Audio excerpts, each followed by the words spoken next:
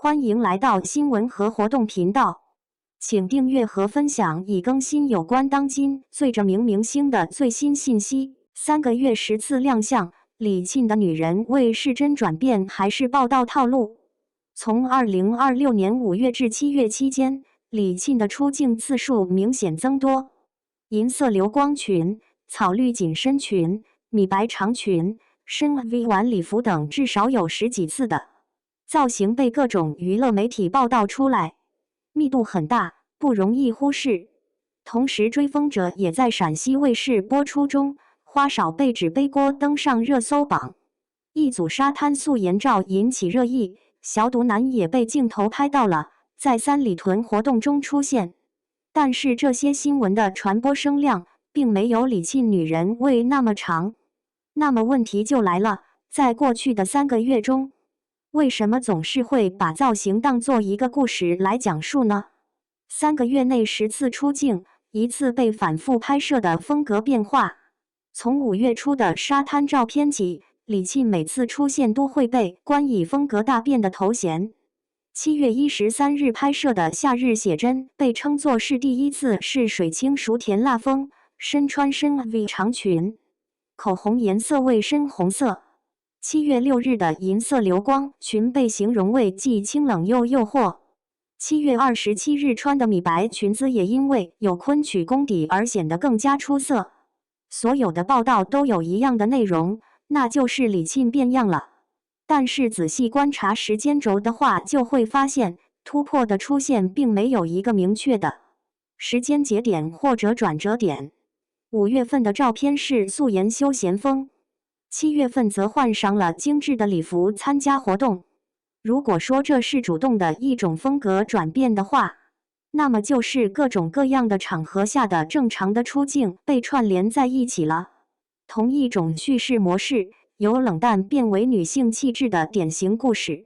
閱讀這些報道可以發現它們的結構非常一致。首先描繪出當天造型給人帶來的視覺震撼，接着回溯起李沁以往所飾演的角色，如《慶餘年》中的林婉兒、《楚喬傳》中的人物袁純等等，緊接着得出終於找到了自己獨特的美麗的結論，並且用網友的好評來結束。該種敘述方式有一個假設的前提，就是清冷與女人味是相互矛盾的關係，前者代表的是不足感，而後者則是突破感。但是這個前提本身就站不住腳。同一個演員在不同的場合表現出不同的狀態，並且這是最正常的。把造型的變化看作是終於開竅來解釋，其實更符合新聞報道所需要的戲劇性情節，並不是事情本身的真相。另外，對於李沁本人是如何理解自己的角色，又是怎樣選擇自己服裝打扮的，並沒有多少報道去探究。昆曲功底被多次提到，但是只是用來證明體態好的一個理由，而關於造型的話題，則從不涉及到作品或者演出方面的事情。把人簡單的歸結為只有女人味這個標準就可以評判的人，除了造型以外，在同一時期被稀釋掉的信息。把造型報道與其他同期的新聞放在一起看的時候，就會發現其中存在一個有趣的差別。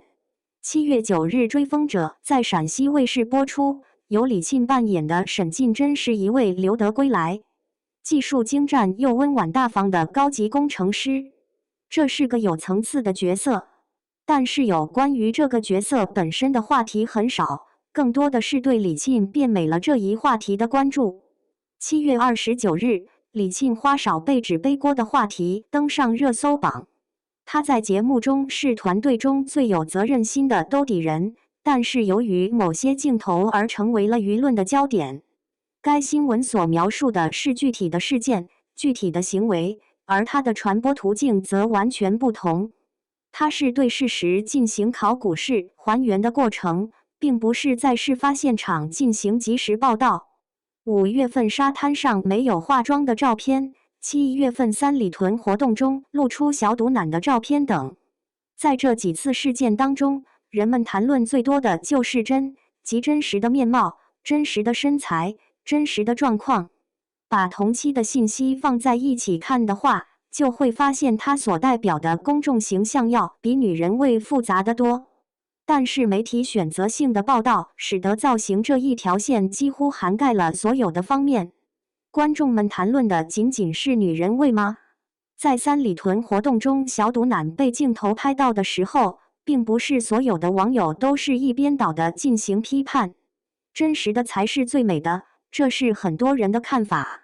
和女人味的敘述中所暗含的完美的精緻就是正確的之間存在着一種矛盾。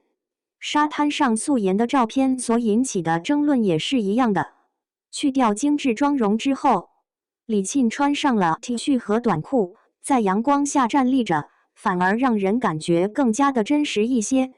這表明了觀眾對於明星的形象有着多方面的期望，並不是只有單一的一種。有的人喜歡精美的造型，而有的人則更喜歡真實的自己。